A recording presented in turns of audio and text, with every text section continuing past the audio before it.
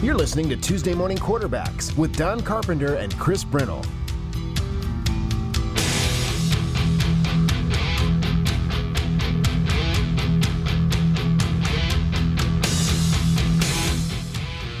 News Talk 1270 KIML. And we're back with Chris Brentel and Vic Wright.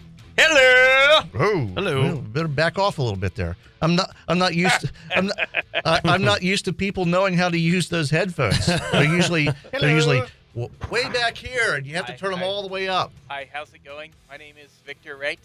Hi. Okay. Hey, Vic, how are you? Andy's back, folks. I better turn it back down again. Can you turn that all the way down? Oh, okay. I was telling Vic how Tom in here last week was just for 30 minutes, went on and on about how he missed him. Yeah. Whatever. We tried to steer him like, hey, let's talk NHL, and he's like, oh, but I miss Vic. You're full of it. That might be a little bit of an exaggeration. It was about 20 minutes. Yes. Okay. It was about 20, Whatever. not 30. Yeah. So what all did you talk about last week anyway? Wrestling for an hour. No, I'm kidding. Hockey. We actually spent a good amount of time last week talking about the differences between calling different sports, and it carried over into the hockey segment. We talked a little bit about hockey announcers and my theory that hockey is just one of those sports you have to see live, just because you don't get to see the entire rink on TV unless they're way panned back, and then you can't see the puck. It's much better live. Meanwhile, I'd rather watch football on TV. Yeah. Well, it was a play-by-play conversation. Yeah. You'd have enjoyed that one, talking about how different it is to call different sports. Well, and I'm still fascinated by sports broadcasting, just because it's so completely out of my wheelhouse. I have no idea how you guys are able to do that, but I guess show prep is the key to that, which is why I couldn't do it. No, it's cigars and whiskey. Oh, well, I couldn't do that either because I don't see Really? Keeps you calm. That's what I'm doing wrong, huh? Well, it's Bob Uecker in Major League. That's what worked for him. I think you're sneaking around cigars and whiskey. Right. Sure. I just have it out in the open. Oh, okay. I think you got a flask down there somewhere. Vic might live the healthiest life of anyone here. That's just true. You kidding me? That's You true. Please. You don't drink or anything, do you? I'm the fattest guy in this room. I've lived the healthiest. Maybe if it comes to drinking and smoking, but other than that, no. But Vic, I eat fast food every day. Okay, Yeah. well then, I don't eat fast food every day. And I don't drink water. I just drink soda all day long. Yeah, Okay, that's me. I drink And whiskey. That's it. I eat nothing but fast food and drink nothing but soda. and I don't drink a whole lot of alcohol. I'll have a couple drinks once in a while. I don't like the taste of beer. Yeah, I don't either. I don't like it. beer. Yeah. I don't like whiskey. If I drink anything, it's like one of those frou wine cooler things. Oh, yeah. That's all right. But that's like maybe once every 4 months, if that much. Oh, okay. So Maybe 2 or 3 times a year. I just don't like. There's the taste nothing wrong of with appletinies I on a just nice don't like the spring taste- day. I don't like the taste of alcohol. You see, I can drink a fruit drink, like a daiquiri or something like that, but it has to be below a certain latitude. That's my rule. It has to be below a certain latitude. So anywhere south of Florida, I'll drink a fruity.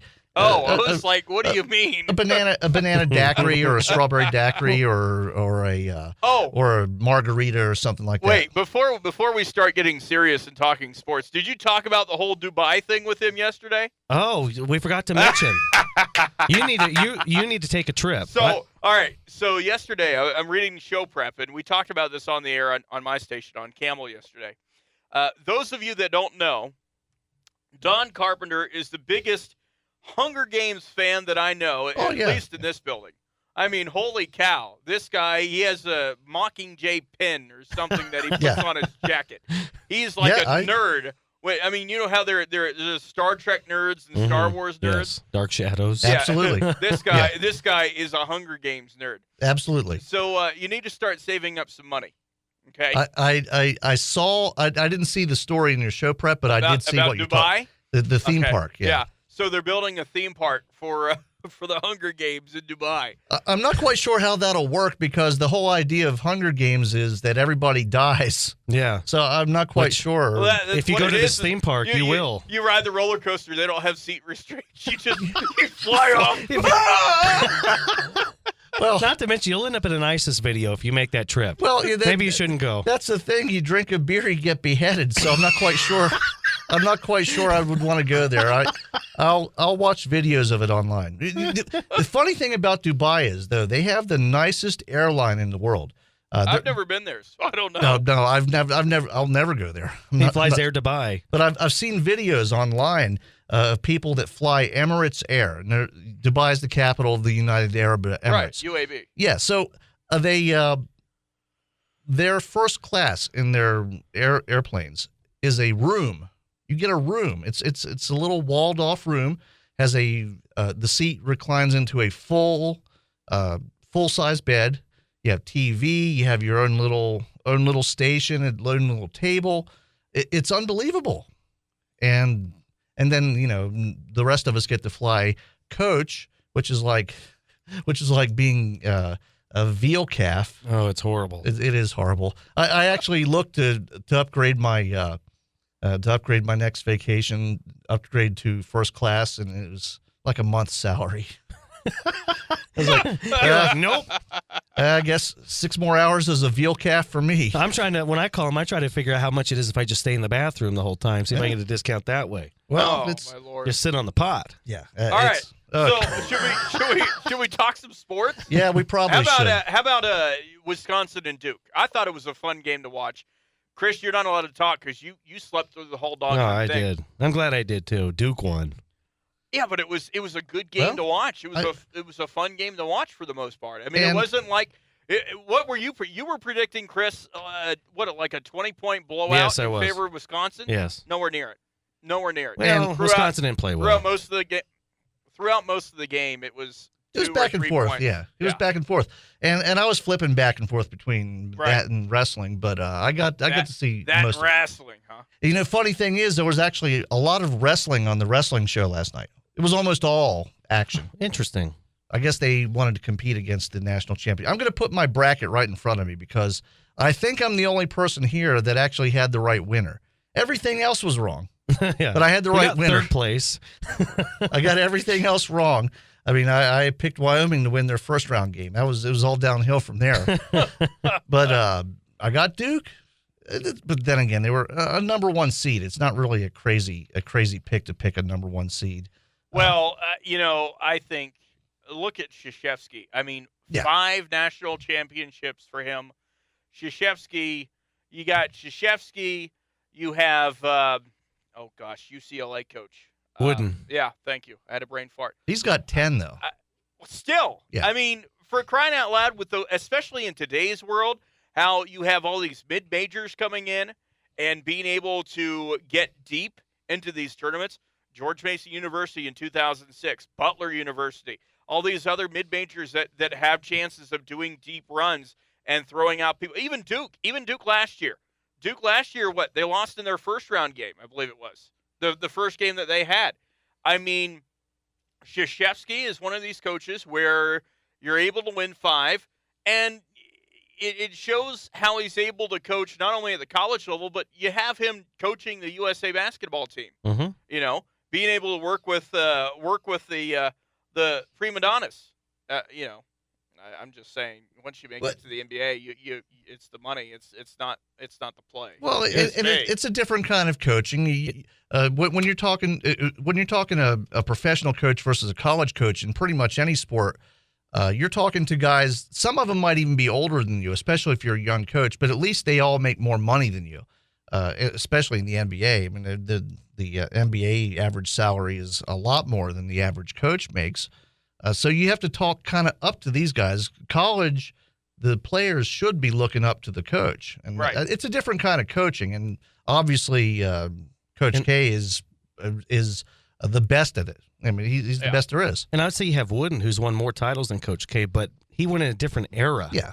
A different time where, like you said, the TS wasn't was as much parity back in the day. That's why I bring up the point. And there wasn't as many teams in the tournament for most of those championships. Probably, I think it was a 48-team tournament at the time, maybe even 24. So, yeah, something like that. They didn't expand up to 64 quite yet.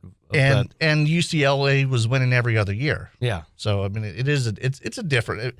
It would be kind of like comparing a pitcher these days to Cy Young. Cy Young has 700 wins or something like that, 570 wins. Right. It's never going to happen again. It's impossible for it to happen again. Exactly. And I'm not saying Coach K's better necessarily than Wood. And I think Wooden, you have to give him the nod if you're talking best coach ever. But a couple of more national titles for Coach K, which is very possible, then I think he gets in the conversation. And you want to bring up a couple more national titles. There is a good chance Duke could repeat. Oh, yes. I mean, it was the freshman class in that did all second that half work last night that did all the work, that had them come back to win. What was it, 68-63, I believe was the final. Freshmen scored 60 of the 68 points. It was the freshmen that did it. Now, I think there's a good chance more freshmen would be back compared to a Kentucky school. Kentucky is a one and done. It's like a minor league NBA team, if you ask me. Yeah. The way Calipari And he admits coaches. it. He admits it. Yeah. And I think Krzyzewski has a different way of coaching, and I mean you're able to develop better. You're able to hopefully get a degree when you get out of there, and I just personally think if you're going to go to school and play, make sure you at least get a good, solid education in it, and just don't get in there and try and just get enough of a GPA just so you can play. That's me. I think it all depends on where you think you're going to end up. I mean, Kentucky. If you play for Kentucky, you're going to be in the NBA.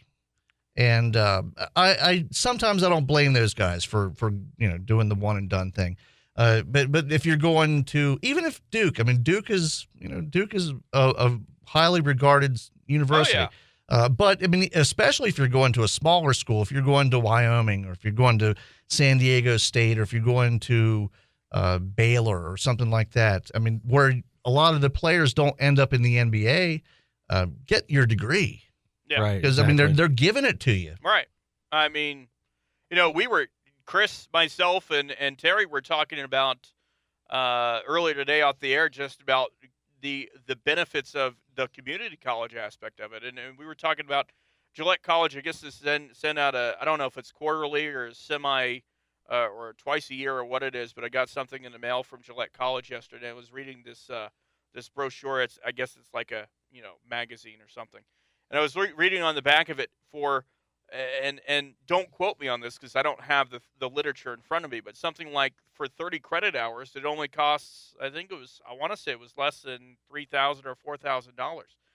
Why the heck would you not, if you don't have a full ride, why the heck would you not want to go to a community college or a junior college to get your stuff out of the way, all the classes you can get out of the way when you know it is most likely going to transfer to where you want to go? Well, I went to a community college. Exactly. And luckily, I'm not I don't have that college debt. That's one thing that I'm glad I don't have. And that's good advice for even people that don't play sports. I mean, my kid is doing her first 2 years at community college, and then she's going on to a very expensive place. It was going to be a Delaware Valley, which was $33,000 a year, private school. Now she wants to go to Arizona State, which is $37,000 a year out of state tuition. So it just keeps going up. But at least those first 2 years, you get the core credits in, and it's a no-brainer. Yeah. So I don't know how we got into this, but that's all right. Well, we probably should. Have we talked that much? It's time for a break already. Actually, we're going to do one thing, then we're going to take a break. Chris, you spoke with Perlyberg? Coach Perlyberg recently, so why don't we introduce that? We'll play that, and we'll go straight into break from that. Sure, yeah. The Rough Riders, they open their season this week, 6 games. They play Rapid City Stevens Friday, doubleheader 4:30 and 6:30. Rapid City 3:20 on the road Saturday at 1 and 3:30. And then Rapid City 320 back at home at 1 and 3:30 Sunday. All those games, of course, can be heard on this station right here, 1270 KIML, and online at basonsradio.com. Rapid City Stevens going into these games are 5-2. Rapid City 320 took 3 of 4 from Gillette. And Coach Perleyberg did talk about a little bit of a revenge factor in the 4 games against Rapid City 320 this week. Now joining me is 10th-year Rough Rider manager Nate Perleyberg. Hey, Nate, how are you?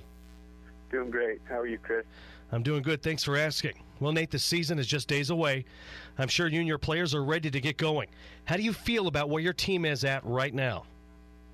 You know, we got to get out and play. We've had a lot of good practice here. We've been going for about a month, and just trying to get out and play against somebody else besides ourselves. And hopefully the weather will cooperate this week, and we'll be able to get out and play. The goal is 6 games this week. Now, your batting lineup looks really solid on paper, and you feel your team will be a little bit faster this year. How will that affect how you manage your lineup? Well, we always try to play the game the right way. We try to, really hit the situations and try to always run the bases aggressively and play small ball when it presents itself, probably more than other teams do. And so, this type of lineup benefits the way that I like to coach, and having that speed, especially with the BB core bats now, that changed 3 or 4 years ago. It's a different bat. It's more of a small ball type game. So, anytime you have the speed to put pressure on, Legion teams, it's a great weapon to have. Last year, your pitching staff posted a 4.07 ERA. What do you want to see from your staff early in this season? Early in the season, just really throwing strikes. It's when it's cold and when it's early in the season, hitters are behind the pitchers. You just don't want to go out and walk guys, and that's what we'll stress the most this week is get the ball in play, let our defense work. We've got an athletic group that we can put behind them and out in the field, and really just pound that strike zone this week and try to live down the zone and move it around a little bit, and I think we'll play defense behind them and we'll have some success. Well, weather permitting, you have 6 games scheduled this week, 2 against Rapid City Stevens and 4 against Rapid City 320. What type of threats do those 2 ball clubs pose? Both good clubs, both well coached. We're obviously more worried about what we're doing, but I think 320 took 3 out of 4 from us last year, and Stevens is off to a good start this year. I think I looked this week, and they were, 4-2 or somewhere around there. So, they'll present enough problems. We just have to kind of control our controllables and come out and hopefully play some good baseball this weekend. Well, thanks, Nate. I appreciate it. Thanks, Chris. Okay! Game on! They score! Pay that man his money!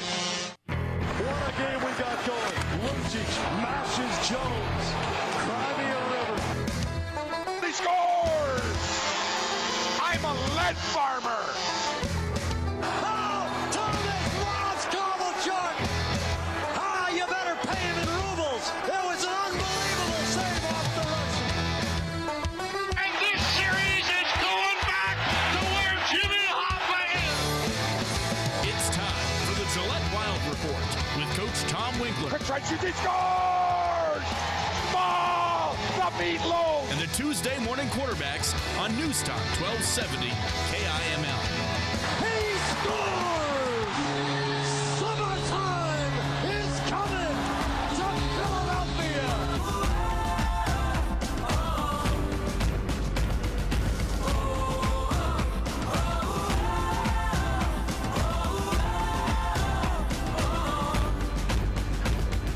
This is it, boys. This is what are we waiting for? Why don't we break the And welcome back. Coach Winkler's joining us. And we had a pretty good discussion off the air. We always have a great Yeah. with Winkler off the air. we Probably about 3/4 of it we can't mention on the air. Probably 90%. but there is something that I wanted to ask you about last week and never really got a chance. I mean, it's the off season for the Wild, and of course you're in recruiting mode now. Right. Right. Why don't we talk a little bit about some of the challenges that you have? I mean, because you have to travel a lot. I mean, it's not hockey is one of those sports where you got to put in the footwork. I mean, you got to do a lot of driving, got to do a lot of flying. I mean, it's the different part of the season now. I mean, obviously what we do is year round. The fun part is the main part of the season, the regular season, the training camps, the exhibition games, the playoffs. That's the fun part, and the recruiting's a little bit more of a grind, and it does possess challenges. And some of the bigger challenges that we deal with is that there's a lot of different leagues out there. You deal with that, and sometimes geography can be an issue, trying to get players from the East Coast or the Southeast to come a little bit further west than what they're used to, or maybe the parents are a little more comfortable with them staying closer to home. But the bottom line is we have to go out and we have to find players, and it doesn't matter where they come from if they're going to fit into the scope of what we're doing and can help this team and help us win, then we're going to do everything we can to get them. Yeah, so say, okay, just for a hypothetical situation, say you find a kid that you like, he's probably going to be wanted by a couple different leagues. I mean, and there are several different leagues that are at your level, maybe one level higher, one level lower. I mean, what's the first step once you contact that player? I mean, do you have to contact parents first? I mean, what's the process the like? way I do it is if I'm going to a showcase and I see a kid that I really like, obviously the first step is face-to-face introductions, talk a little bit. You can get a good feel for where a kid is at is when you introduce yourself and tell them who you're with and what league you're in, and you can usually gauge whether they're excited or not, or whether they don't have any interest or not. If the kid has sincere interest, which you usually can determine fairly quickly, first, second, third calls in that range, what I do is I immediately go to the parents. I want to talk to mom and dad and make sure that the player's relaying the information. I mean, we're still dealing with teenagers, and a lot of times it's, how was the showcase? Great. Did you talk to anybody? Yes. Anybody interested? Yes. As opposed to, hey, I talked to the coach from Gillette. He's got some real good selling points that I like with this program. So I try and get the parents involved after about that second or third conversation with the player to make sure that the player is relaying information, and make sure the parents aren't caught off guard. And I have had situations in the past where the first time I talked to the parents, the kid he's told them everything except where we are. Well, and then the minute you say, Gillette, Wyoming, the parent's like, well, we're upstate New York. That's not happening. Well, your kid, kind of led me astray. So lessons learned and things like that. But, it's nice being in the league that we're in, the NA3, with the brand and the structure, and the fact that it's a very recognizable league, that helps. So you can overcome having to spend a lot of time talking about the league. You can say, we're in Gillette Wild, we're in the NA3. Let's talk about the meat and potatoes, which is our program, which is what we've done in the past as far as everything from player movement to players in school to, successful regular seasons, postseason appearances every year, things like that, you stress, because those are important points. I mean, that the player wants to go in a situation where he's going to develop and thrive, and the parents want to see an organization that does a lot of positive things, which we do as far as community service and community relations and things like that. So it's nice to be able to really talk a lot about the program and start focusing on the program and what it's done, as opposed to having to spend a lot of time selling the league, which obviously, like I mentioned before, we don't have to do being a part of the NA3. So the new league does help. Absolutely. All right, Absolutely. I'm going to throw in one for you. Let's say I'm a player. I'm being looked at by a couple of schools, or I'm sorry, I'm so used to talking college here, but I'm being looked at by a couple of teams, and it's come down to 2 or 3, you, Gillette, or possibly some of these big city teams like the Nashville team. Same league but different teams. Same league, right. but so different so teams. The level would be the equal. Right. What would you do to to say the benefits of getting a kid to come to a population? To come to Gillette as opposed to a Nashville. The easy approach and really what we do is we focus on and the way I always describe our building, our fan base is the cherry on top. I mean, obviously when you're picking a program, it's got to be a good, solid program that has a good track record of doing things. The coaches have to be reputable, credible, things like that. When we get to the latter part, it's almost kind of like the uppercut, or like I said before, the cherry on top is the fact of the environment that we play in. If you look at attendance, I think in a 31-team league, we were second or third overall in attendance, which is incredible. And, when I played this sport at this level in St. Louis when I was in high school, we had 50 people at our games. Great program, great coaches, all that stuff was fantastic, but we just didn't get the community support. And in a lot of the bigger cities, the St. Louis's, the Nashville, Chicago's, places like that where teams are, they don't draw. That's one of the disadvantages of those places is that it's really, they don't have, and I'm not trying to negative recruit, it's factual. You look at the attendance in St. Louis, it's not nearly what the attendance is in Gillette, and it's because it's a small town, it's a small community. The team has done a really good job of melding itself into the community, that the support is so good that has translated into sponsors and season ticket holders and things of that nature. So that's when you kind of throw in the environment as to where we play. A fantastic building. I mean, our building is, and our rink is so much more modern and quite frankly nicer than a lot of the buildings that we've played in over the years, and that's a factor too. Little things like that are kind of when it gets to the point that you really stress.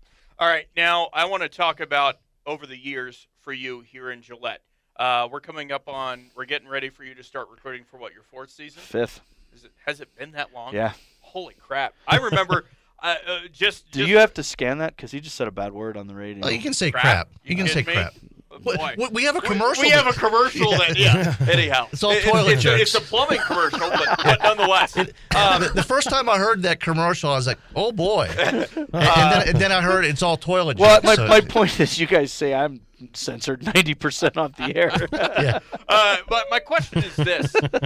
When you started the program, I think Ted Ripko was on vacation, and I was filling in the time when we got the press release that there's going to be a hockey team, Tier 3 hockey. I was like, what the heck is Tier 3?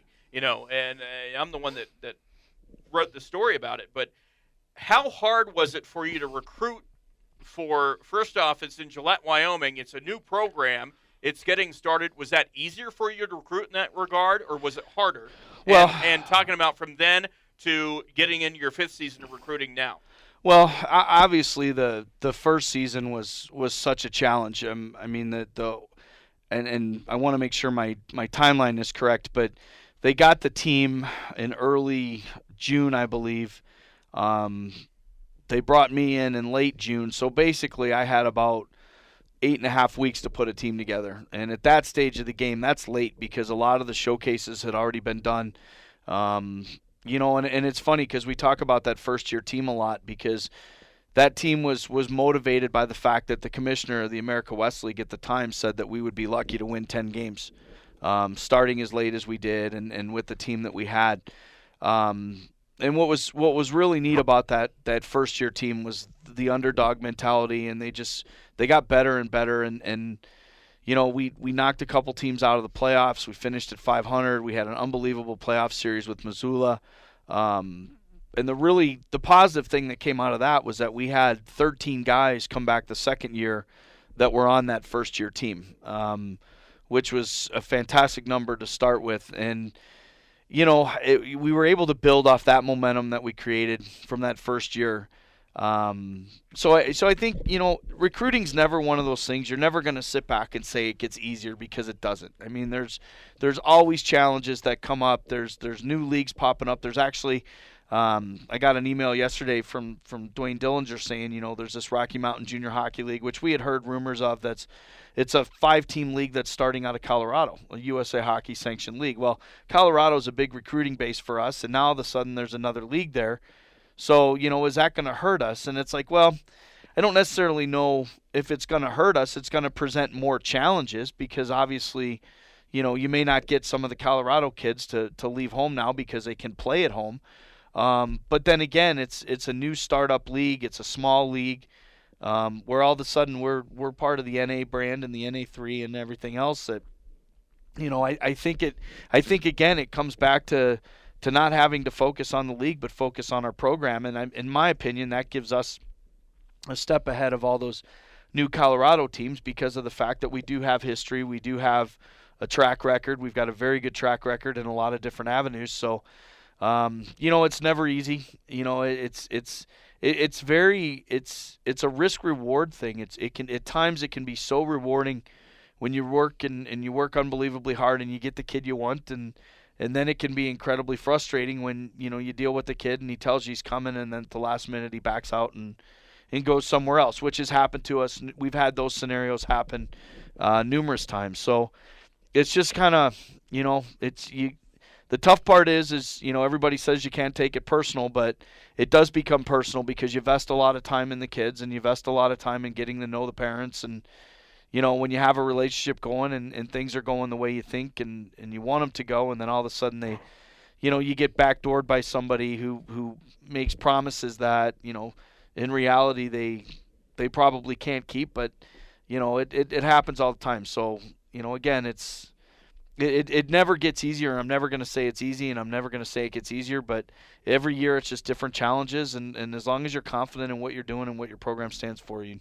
going to get the kids you want. Well, I think having you mentioned the new startup league. I imagine a lot of the kids they recruit probably will be kids that just want to play hockey closer to home, as far as compared to maybe playing in a more established league and moving on past that. Because the idea, of course, in Tier 3 is to move up to Tier 2 and then Tier 1 and then go off to college. So your success is measured in how many kids you move up. I imagine the NA3 probably moves up a lot more kids than some little 5-team startup league in Colorado. Absolutely. And again, that's where it's, many years when we were in the America West League, which was a great league and served its purpose and did a lot of great things, but you had to spend time selling the league because it was an 8-team league at the time.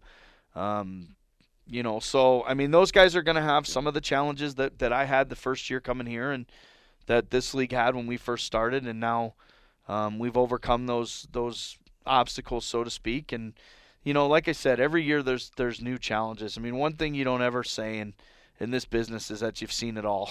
Well, now everything changes. Down the road, do you see this other league being absorbed by NA3 or one of the other leagues? Honestly, I don't know, Don.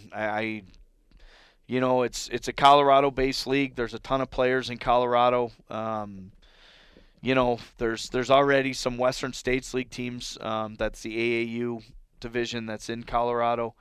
So I think this is a USA Hockey League to go head-to-head with those guys. And